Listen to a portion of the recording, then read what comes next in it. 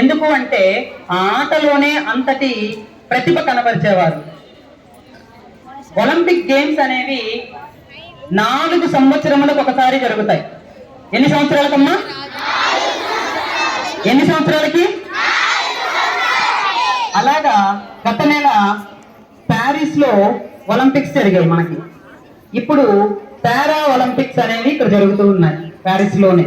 పారా Olympics అంటే శారీరకంగా ఏదైనా అవయవాన్ని కోల్పోయినటువంటి వారికి ప్రతిభ ఉండి అక్కడ ఆ ప్రతిభని పోటీలో ప్రదర్శించుకోవచ్చు. ఈ ఒలింపిక్స్ లో మనం ఇది వరకు డాన్స్ లో 5 రింగ్స్ పెట్టాం, గుర్తుందా? 5 కలర్స్ తోటి. అంటే ఒక్కొక్క కలర్ రింగు ఒక ఖండాన్ని సూచిస్తుంది, కాంటినెంట్. ఈ 5 ఖండాలు అంటే ప్రపంచ దేశాలన్నీ కలిసి ఒక వెన్యూ దగ్గర వాళ్ళకి ఆ యొక్క ఒలింపిక్ గేమ్స్ అనేవి జరుగుతాయి. అక్కడ ఏ దేశ ప్లేయర్ అయితే మెడల్ గెలుచుకుంటాడో వాడి యొక్క జెండాని, వాడి దేశం యొక్క జెండాన్ని ఆ దేశంలో రెపరెపలాడించేటువంటి అవకాశం ఇస్తారు. ఆ దేశంలో జాతీయ గీతాన్ని పాడుకునేటువంటి అదృష్టాన్ని కల్పిస్తారు. అర్థమైందా? మళ్ళీ చెప్తారా?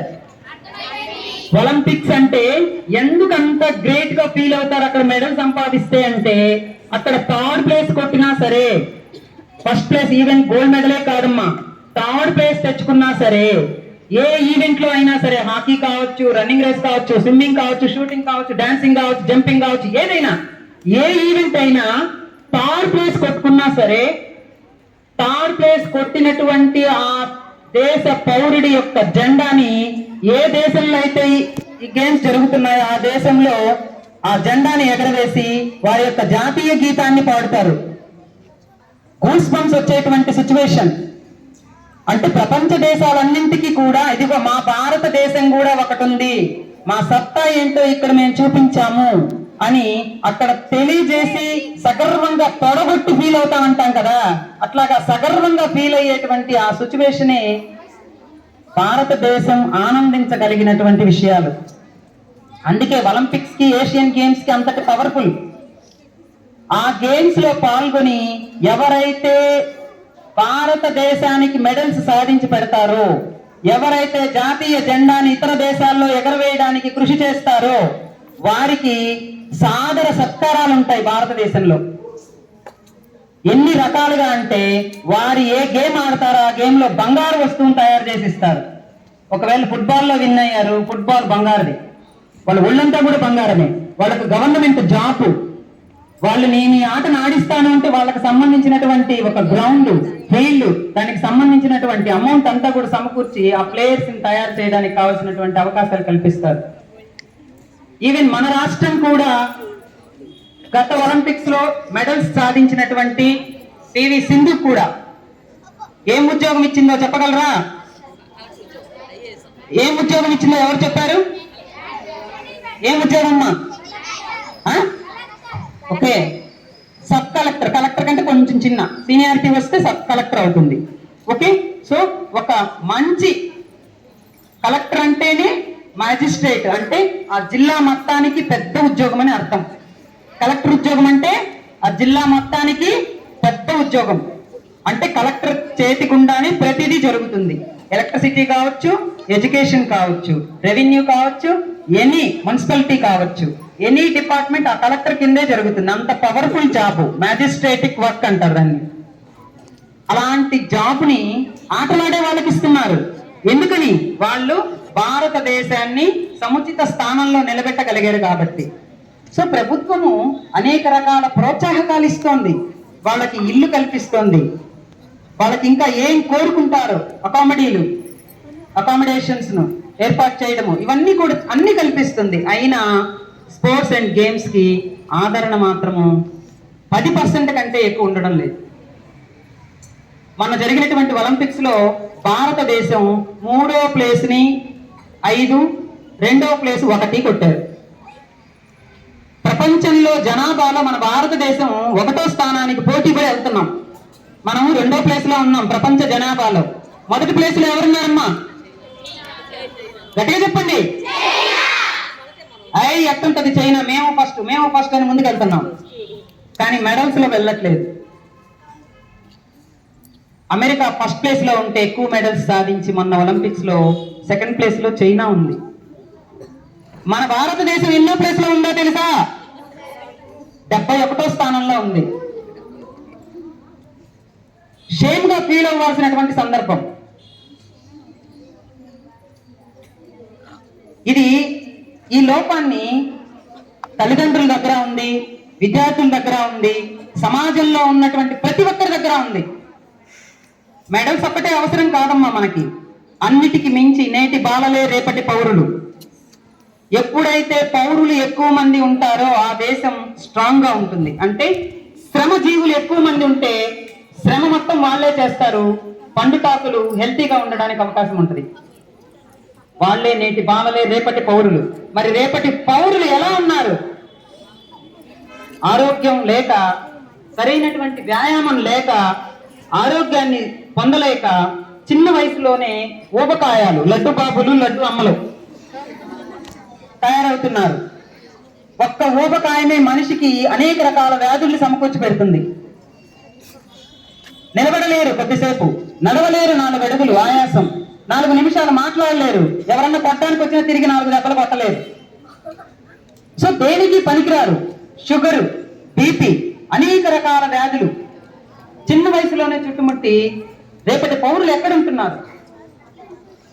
రేపటి పౌరులు అనే వాళ్ళు కరెక్ట్ గా లేకపోతే ఆ దేశం సర్వనాశనం అయిపోవడానికి నాంది, అంతకంటే ఇంకోటి ఉండదు. అందుకే ప్రతి ఒక్కరు కూడా ప్రతిరోజు 30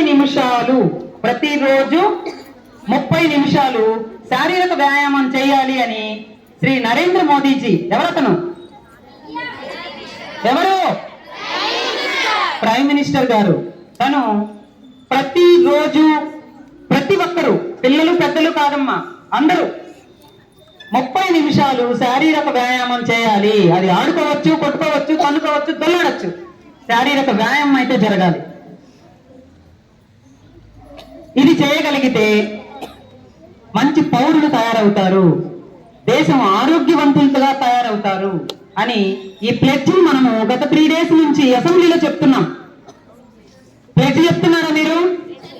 కుమారి పవిత్ర రోజు ప్లెడ్జ్ చెప్పిస్తోందా మీ దగ్గర?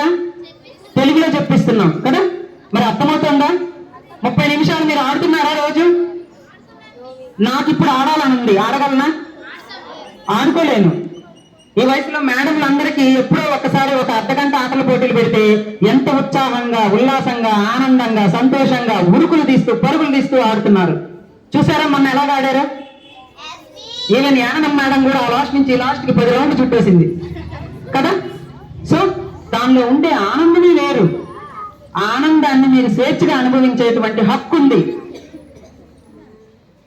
కానీ మీరు చేసే చిన్ని తప్పులు, ఈవెన్ పీఈటీ క్లాసులు వచ్చినా సరే అక్కడికి వచ్చి నాకు హెల్త్ ఇష్యూ ఫలాంది ఉంది, నేను పీరియడ్స్ లో ఉన్నాను, నేను నడవకూడదు, మా అమ్మ ఆడొద్దనింది, మా అవ్వ అయితే బలి తంతాననింది మేడం.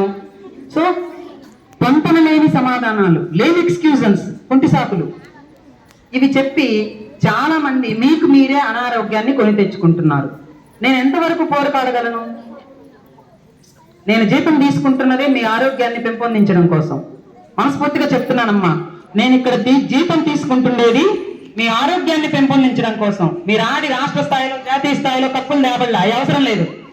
ఏం కావాలి? మీరు 10వ తరగతి వరకైనా ఆడి ఇంటికి పోగలగాలి. ఆడపిల్ల మన సంస్కృతిలో ఇంకా మార్పులు రావడం లేదు. మన సమాజంలో ఇంకా మార్పులు ఎప్పటికి వస్తాయో, ఆడపిల్ల మగపిల్లవాడు సమానమనే ఈక్వాలిటీ కనిపించడం లేదు. అందుకే ఆడపిల్లలకి 10వ తరగతి వరకే ఆడుకోవడానికి అదృష్టం. ఆ 10వ తరగతి వరకు కూడా మీరు ఆడుకోవడానికి 1,00,000 కుంటి సాకులు చెప్పి పీఈటీ పీరియడ్ లో కూడా కొద్ది పర్సెంట్, అందరినీ అనట్లేదమ్మా, మన స్కూల్లో అందరూ చక్కగా ఆడుకుంటారు, కొట్టుకుంటారు కూడా, అలుపొచ్చేలాగా తిట్టుకుంటారు కూడా, హ్యాపీ. ఏదైతే మలుపు రావాలంతే పీటీ మేడం కోరిక. అన్నీ బాగున్నాయి, కానీ కొద్ది పర్సెంట్ మాత్రము వాళ్ళు కూడా హెల్తీగా ఉండాలనేటువంటి కోరిక. ఉంటారా అలాగా? అలాగే ఎప్పుడైతే చిన్నతనంలో ఉన్న పిల్లలు ఆటలకి దూరంగా ఉంటారో చిన్న వయసులోనే యుక్త వయసుకు వచ్చి రాగానే వారికి షుగరు, బీపీలు, కొలెస్ట్రాల్ లాంటి వ్యాధులు వచ్చి ఏ గ్రౌండ్ చూసినా తెల్లవారుజామున భారతదేశ జనాభా అంతా గ్రౌండ్ లోనే ఉన్నారా అనిపిస్తుంది. ఏ స్టేడియం చూసినా వాళ్ళే చెమట్లు కార్చుకుంటూ ఇంత షార్ట్ వేసుకొని టీషర్ట్ అంతా తడిచిపోయి ఇంతంత లావున నడిచి నడవలేక నానా కష్టాలు పడుతూ నడుస్తుంటారు. వాళ్ళు జబ్బు తెచ్చుకోకుండా ఉండడానికి కాదమ్మా నడుస్తుండేది, దేనికి? ఉన్న జబ్బుని పెంచుకోకుండా ఉండడం కోసం నడుస్తున్నారు. అర్థమవుతుందా తేడా? జబ్బుని తెచ్చుకోకుండా ఉండడానికి కాదు వాళ్ళు నడిచేది, ఉన్నటువంటి షుగర్, బీపీ, కొలెస్ట్రాల్ ని మరింత పెంచుకోకుండా ఉండడం కోసం నడుస్తున్నారు. ఎన్ని హాస్పిటల్స్ పెట్టినా ఎప్పుడు లైన్లు రద్దీగా ఉంటాయి, అపాయింట్మెంట్ దొరికేది కష్టమైపోతుంది. ఏ హాస్పిటల్ పెట్టు, అది కిడ్నీలు కాదు, బీపీది కాదు, షుగర్ది కాదు, అలాగే మల్టీ స్పెషాలిటీ హాస్పిటల్ కాదు, నువ్వు ఎన్ని పెట్టు జనాలు హాస్పిటల్స్కి చాలట్లేదు, క్యూ కడుతున్నారు.